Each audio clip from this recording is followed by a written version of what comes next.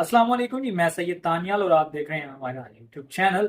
जनाब, Indian cricket board ने central contract का ऐलान कर दिया है। 34 खिलाड़ियों को सेंट्रल कॉन्ट्रैक्ट में रखा गया है। कौन से खिलाड़ी को रिटेन किया गया और कौन से खिलाड़ियों को दोबारा से और वापस बुलाया गया है और कौन से नए खिलाड़ी इस कॉन्ट्रैक्ट में शामिल हैं, सब पे बात होगी आज की इस वीडियो में। तो बने रहिए मेरे साथ और हमारे चैनल को सब्सक्राइब कीजिए, लाइक कीजिए, शेयर कीजिए।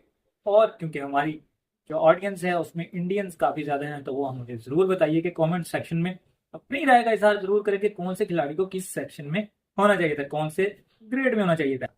4 ग्रेड्स में तकसीम किया गया, grade A+, A, B and C।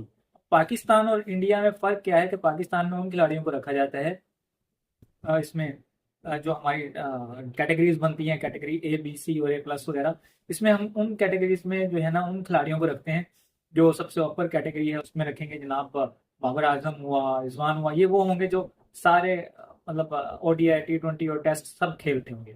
तो इन इसकी बिना पर और इनकी परफॉर्मेंस की बिना पर उनको सिलेक्ट किया जाता है। लेकिन इंडिया में क्या है कि इंडिया में होता है जी A+ उनके लिए जो बेस्ट ऑफ द बेस्ट हो, यानी जिनका मतलब कोई परफॉर्मेंस ना भी हो ना तो बेस्ट ऑफ द बेस्ट है, यानी स्टार खिलाड़ी हैं, स्टार प्लेयर्स हैं, मार्की प्लेयर आपने सुना होगा, वो हैं जिन्हें सिर्फ मतलब देखा और वो कोई भी कहे कि यार इसको उठा लो, जैसे विराट कोहली, रोहित शर्मा और उसके बाद जनाब हमारे पास आ जाते हैं जसप्रीत बुमराह। तो इन 3 खिलाड़ियों की तो समझ आती है, लेकिन रविंदर जडेजा को किस बेस पे रखा है इन्होंने? मतलब A+ में मुझे तो नहीं पता, शायद सीनियोरिटी की बेस पे रखी है कि यार सीनियर है, द मोस्ट सीनियर वन। और रविचंद्र अश्विन को जो है इन्होंने निकाल दिया। खैर वो अब किसी भी कैटेगरी का हिस्सा नहीं है। तो उसके बाद मैं चलता हूँ जनाब एक ग्रेड के जो इनके प्लेयर हैं उनकी तरफ। उनमें हमारे पास होंगे मोहम्मद सिराज, शुभमन गिल, अ, उसके बाद आ जाते हैं जनाब मोहम्मद शमी। अब मोहम्मद शमी को ए में रखा, चलें ठीक है, इतनी कोई खास परफॉर्मेंस भी नहीं है और इंजरी कैरी करके वो जो है ना खेल रहे होते हैं और इंजरी खत्म भी हुई और फिर खेल गए। उसके बाद आ जाते हैं जनाब हमारे पास पांड्या।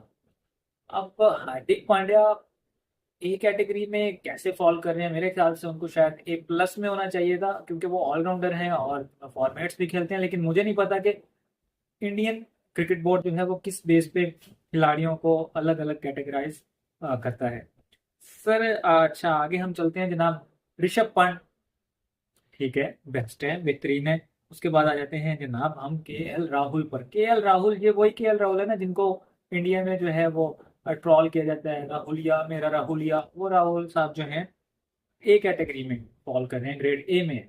तो अब मुझे ये बताएं कि KL राहुल ये अपनी परफॉर्मेंस की बेस पे हैं या फिर कुछ ताल्लुकात की बेस पे? क्योंकि इनकी जो शादी हुई है वो किसी शायद इंडियन एक्टर के पास जो है ना उनके घर में किसी की हुई है, इंडियन एक्टर है, उनके घर हुई है, तो शायद उस बेस पे खेल रहे हो। तो यार ये कमेंट सेक्शन में मुझे जरूर बताइए, क्योंकि इंडिया में तो इस बंदे को बहुत ट्रॉल किया जाता है। ऑल्दो ये बहुत अच्छा प्लेयर है, शायद कैटेगरी A+ में भी इसको रखा जाना चाहिए, ग्रेड A+ में, लेकिन खैर ये ए ग्रेड में रखा गया। उसके बाद हम जनाब आ जाते हैं जनाब B कैटेगरी में। कौन होगा? सूर्य कुमार यादव, तस्काय, कैप्टन है T20 टीम का।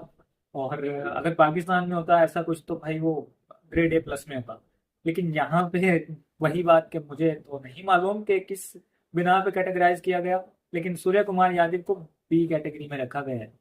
और उसके बाद जनाब कुलदीप यादव ठीक है, अक्षर पटेल बेहतरीन, अ, श्रेयस अय्यर, इनको वापस लाया गया है। और इसके बाद ऋषि जायसवाल, इनको भी रखा गया है बी कैटेगरी में। अब वो श्रेयस अय्यर जो हैं वो उनकी क्या खिदमत है इंडिया के लिए, उन्होंने T20 और ODI में बहुत अच्छी परफॉर्मेंसेस दी हुई हैं। जैसे मेरे ख्याल से उन्होंने T20 में कोई, मैं आपको बता देता हूँ, 51 मैचेस खेले हैं और 1104 रन कर रखे हैं। और ODI की अगर मैं बात करूँ तो 70 मैचेस में उन्होंने तकरीबन 3000 के करीब स्कोर किया हुआ है। तो इसका मतलब चलें ठीक है, श्रेयस अय्यर वापस आ गए। और IPL में भी उनकी परफॉर्मेंसेज इतनी को बुरी नहीं होती। वो अब तक IPL में तकरीबन 3 टीम्स को जो है वो रिप्रेजेंट कर चुके हैं, जिनमें डेली कैपिटल है, उसके बाद जनाब KKR है, और देन उसके बाद आ जाती है किंग्स इलेवन पंजाब। अब प्रीटी जंटा की टीम, ठीक है, वो नाम ही बदलते रहते हैं, किंग्स इलेवन पंजाब। खैर वो है, टीम को प्रेजेंट कर चुके हैं। अब जो मतलब मजे की बात मैं बताने वाला हूँ ना, वो अब बताओ। C ग्रेड जो इनका है उसमें कौन कौन सा खिलाड़ी शामिल है? 18-19 खिलाड़ी हैं, उनमें से कोशिश करूंगा सबके नाम बताऊं। तिलक वर्मा ठीक है, अच्छे खिलाड़ी हैं। उसके बाद हमारे पास आ जाते हैं रिंकू सिंह, ठीक है, आईपीएल बहुत अच्छा खेलते हैं। और उसके बाद जनाब आ जाते हैं शिवम दुबे। शिवम दुबे को सी में, मतलब सी में भी कैसे रख लिया, अब मुझे तो नहीं पता, आपको पता है तो जरूर कमेंट सेक्शन में बताएं कि भाई किस बेस पे रखा, कोई सुख है या कोई कॉन्टेक्ट है इनके भी। अच्छा, उसके बाद आ जाते हैं जनाब संजू सैमसन। उसके बाद आ जाते हैं अर्शदीप सिंह। उसके बाद आते हैं सरफराज खान, जो उनके वो बहुत अच्छे टेस्ट क्रिकेटर हैं। टाइम लगाओ, अभी ये जो आया ना इनके एक राजस्थान रॉयल में एक 14 साल का लड़का आया, वैभव सूर्यवंशी। ये यार शायद उससे तो अच्छा खिलाड़ी था। ठीक है, ये 14 साल में तो नहीं इसने डेब्यू किया, लेकिन उससे अच्छा खिलाड़ी था, लेकिन बनते बिना टाइम लगा और टीम में आने में भी इसको काफी टाइम लगा। टेस्ट का बहुत अच्छा है। उसके बाद आ जाते हैं जनाब जुराल पे। उसके बाद जाते हैं नीतीश कुमार रेड्डी। इनको नए जो है ना वो इंक्लूड किए गए हैं नए सिरे से, यानी पहली बार इनको कॉन्ट्रैक्ट में रखा गया। अभिषेक शर्मा, किसको नहीं याद, अभी आईपीएल में रिसेंट उन्होंने 50 बॉल 130 स्कोर किया, तो उन्हें जो है वो पहली बार हिस्सा बनाया गया। उसके बाद ईशान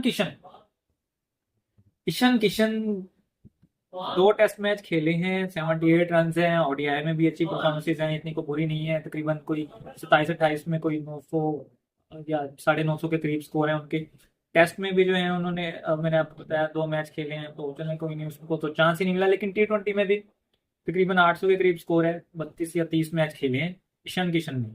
आईपीएल में भी 3 फ्रेंचाइजीज को जो है ये नुमाइंदगी कर चुके हैं, जिनमें गुजरात लायंस हैं।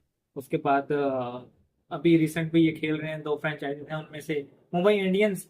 और उसके बाद ये आ जाते हैं जनाब सनराइजर्स हैदराबाद। हाँ, सनराइजर्स हैदराबाद, और इन्होंने सबसे ज्यादा स्कोर भी जो है मुंबई इंडियंस से किए हैं, और सनराइजर्स हैदराबाद से वो इस साल खेल भी रहे हैं। तो खैर, ईशान किशन को इन्होंने रखा है सी कैटेगरी में। नहीं पता, ये एक नाम तो एक अच्छा है, लेकिन जब इसके स्टैट्स को मैंने देखा तो मुझे लगा कि शायद बिल्कुल सही फैसला है कि भाई सी कैटेगरी में रख दिया।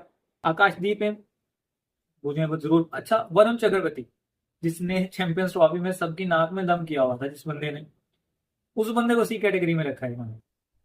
बात फिर वहीं पे आएगी कि मुझे मतलब पीसीबी और शायद बीसीसीआई का कोई एक अलग एक क्राइटेरिया है, जिसकी बुनियाद पर वो खिलाड़ियों को अलग अलग कैटेगराइज कर रहे हैं। अब जो मैं नाम बताने वाला हूँ वो आपको जरूर याद आएगा। उससे पहले मैं आपको एक बताऊं, Asia cup, sorry, Asif Ali, catch drop, और वो बंदा था अर्शदीप सिंह। याद आया किसी को? वो अर्शदीप सिंह जो है उनको बुलाया गया है, सॉरी, हाँ, अर्शदीप सिंह को भी रखा गया, और उसके बाद हर्षित राणा, उसको भी रखा गया। हर्षित राणा को पहली बार रखा गया, लेकिन अर्शदीप सिंह को जो सेंट्रल कॉन्ट्रैक्ट का हिस्सा बना दिया गया है। कहानी यहाँ पे सिर्फ ये है कि एनुअल फी इनको क्या मिलेगी। एनुअल फी जो A+ है उसको मिलेगी 7 करोड़ एनुअल फी। उसके बाद जो A ग्रेड है उसको मिलेगी 5 करोड़। उसके बाद जो मिलेगा बी कैटेगरी और सी कैटेगरी वाले को मिलेगा तकरीबन 1 करोड़, और जो बी कैटेगरी है उसको मिलेंगे 3 करोड़। एनुअल फी है ये इन लोगों की। उसके बाद मैं आपको कुछ बताता चलूँ कि राजस्थान रॉयल्स, इसके 3 खिलाड़ी हैं जो इनके कैप्टन हैं, संजू सैमसन, और उसके बाद यशस्वी जायसवाल, और जनाब ध्रुव जरौल। ये भी जो है ये तीनों राजस्थान रॉयल्स से हैं, अच्छी परफॉर्मेंस दे रहे हैं, और इन तीनों को सेंट्रल कॉन्ट्रैक्ट का हिस्सा बना लिया गया है। तो खैर, नए खिलाड़ी कौन से हैं और इनका कॉन्ट्रैक्ट जो है वो अक्टूबर 2024 से सितंबर 2025 तक चलता है। उसके बाद ये हर साल ये रिन्यू होता है। तो ये किसी भी टीम का हो, और लोगों को लगता है कि यार इंडियन क्रिकेट बोर्ड जो है वो बहुत अमीर है और इनको सबसे ज्यादा पैसे मिलते हैं, क्योंकि हमारे यहाँ पे काफी सब्सक्राइबर हैं जो पाकिस्तान से भी होंगे, तो वो कहेंगे कि यार इंडियन बोर्ड है वो तो पैसे ऐसे ही ज्यादा देता है। 7 करोड़ सुन के उनको शायद आगे खुली रह गई हो कि यार इतने पैसे एकदम एक साथ मतलब कैसे दे देगा वो। लेकिन कोई नहीं, उससे महंगे और उससे अच्छे जिन्हें हैं वो ऑस्ट्रेलिया और इंग्लैंड के बोर्ड हैं, जो अपने खिलाड़ियों को इससे ज्यादा पैसे देते हैं, क्योंकि वो डॉलर्स में पे करते हैं, और ये शायद जो है ये शायद नहीं, ये करते ही इंडियन रुपीज में है। तो जैसे आईपीएल में भी ये इंडियन रुपीज में देते हैं, और पाकिस्तान जो है वो डॉलर्स में पे करता है पीएसएल में। तो इसी तरह से जो है ये आज की जो है ना वीडियो में मैंने आपको बताया कि कौन कौन से खिलाड़ी, ये 34 थे जिनमें रिटेन किया गया, जो नए आए, और ये जो है सेंट्रल कॉन्ट्रैक्ट प्लेयर हैं जिन्होंने बीसीसीआई के साथ काम करना है ये 1 साल के लिए। तो इसमें मुझे बताइएगा, आप अपनी राय का इजहार जरूर कीजिए कमेंट बॉक्स में कि कौन से खिलाड़ी को किसी और कैटेगरी में होना चाहिए था, और मजीद इस वीडियो को कैसे बेहतर कर सकते हैं ये भी बताइएगा। अब तक के लिए इतना ही।